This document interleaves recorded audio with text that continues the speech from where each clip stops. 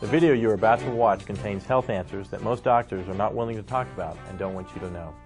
You or someone you love may be suffering with health problems such as digestion problems, weight gain, headaches, and even low energy.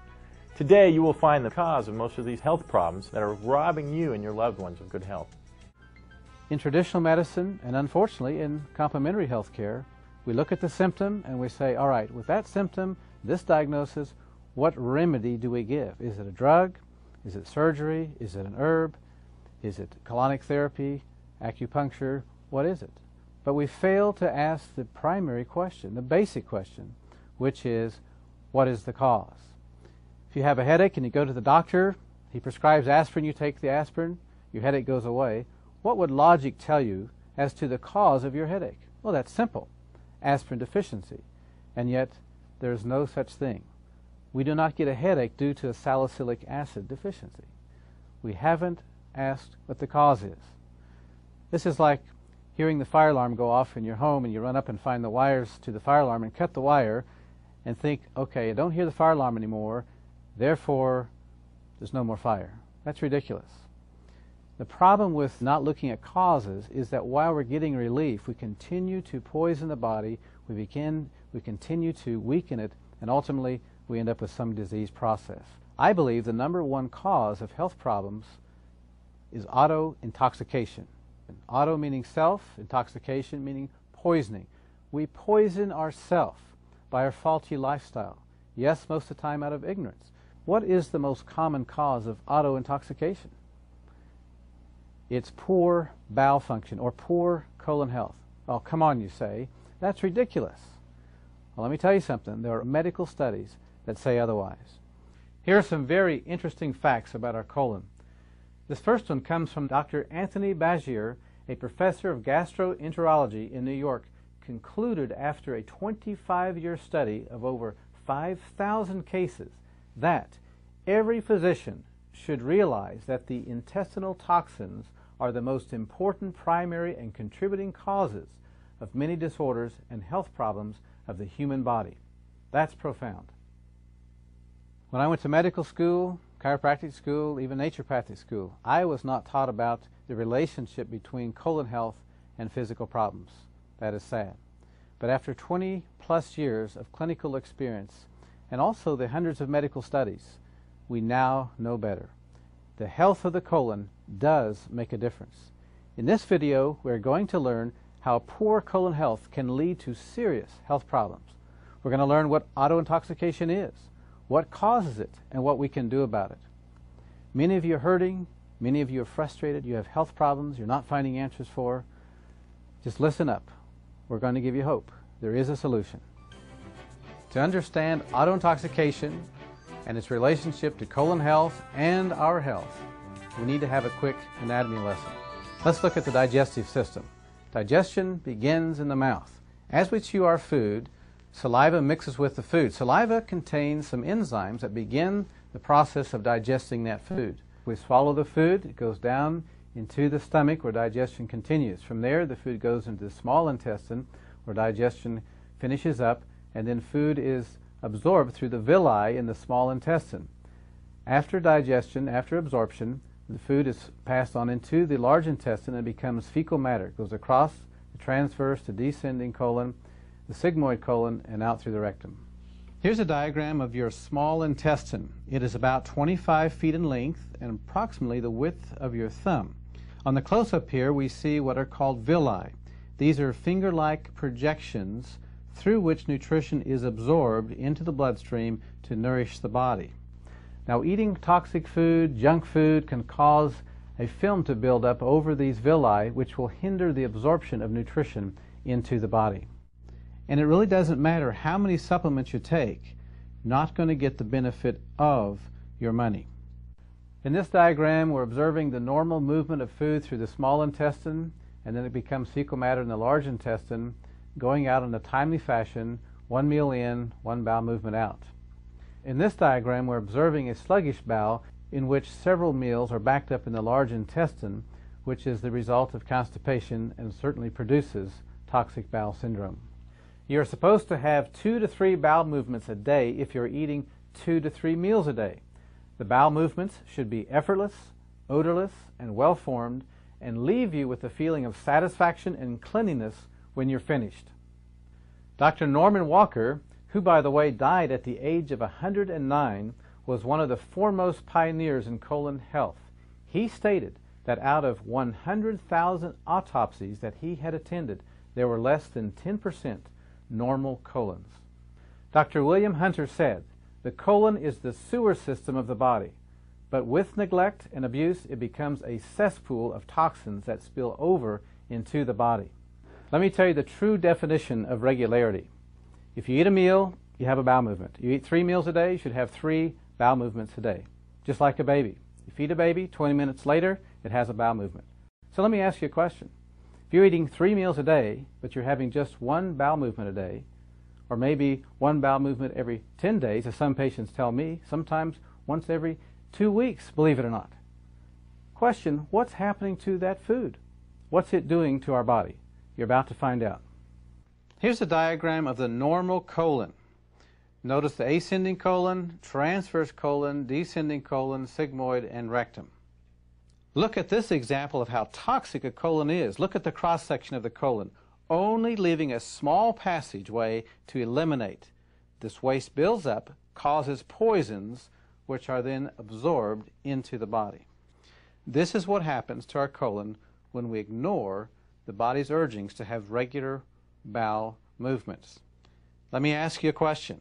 What would happen if you were to put a hamburger in a Ziploc bag and left it in your kitchen counter? What would it smell like after a week? Or even worse, what would it smell like after several years? This is what's going to take place in our bodies if we are not eliminating properly. Here are some actual x-rays of people with colon problems. Notice the white areas, that's the colon. Notice how distorted, how prolapsed, convoluted these sick colons are. Serious health consequences are going to result as a result of these colons that are not healthy. In this diagram, we see what's known as a spastic colon. This is the result of stress. See how the colon is contracted in spasm. Obviously, this will hinder bowel function. This is a direct consequence of stress.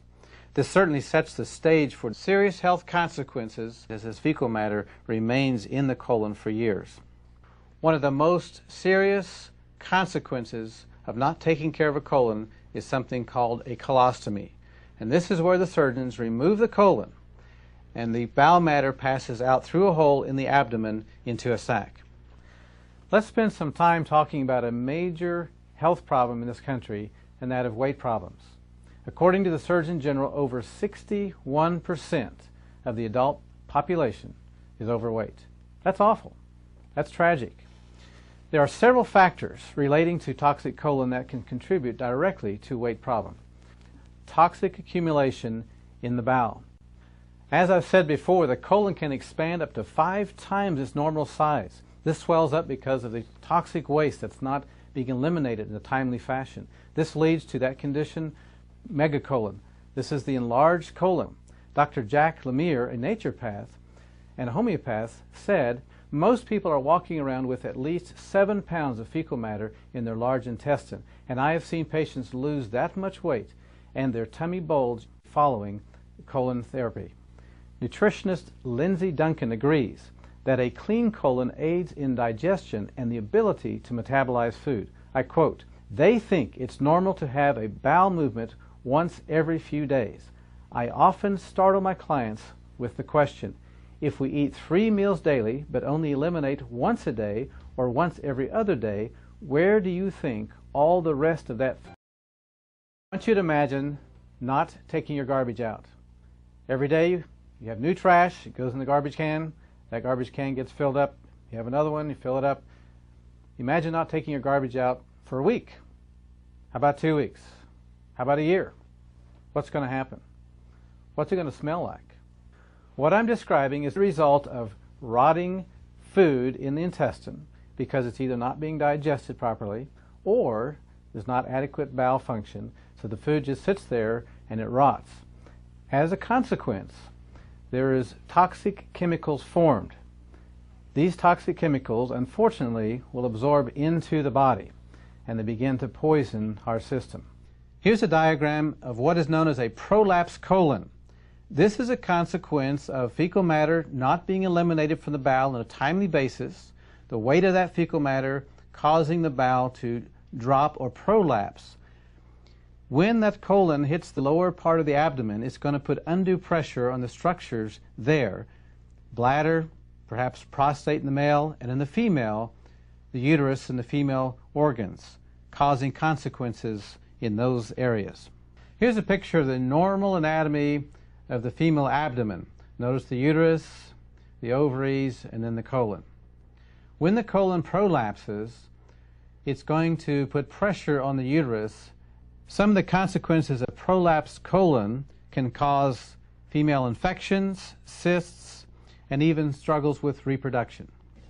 Here's a view of the male anatomy of the lower abdomen. Notice the proximity of the colon to the bladder and the prostate. Some of the consequences can be prostate problems, reproductive problems, even lowered sex drive. Did you know, according to the Mayo Clinic, over 60 million Americans experience heartburn on a regular basis? What's so amazing is that heartburn, indigestion, and even acid reflux are common symptoms of a toxic colon. Yet we keep ignoring the actual cause. There are 5 main avenues of waste elimination from the body. The first avenue of elimination is the colon. Another condition that can result of toxic bowel syndrome is called megacolon. Now, megacolon is when the colon of normal size expands up to 5 times its normal size. This is simply due to poor bowel function, not eliminating on a timely basis. As a consequence, the toxic debris sits in the colon for days, perhaps, and weeks, we don't know. You know this person who's got the big gut, skinny legs. You ever look at that and wonder what's going on there? Now you know.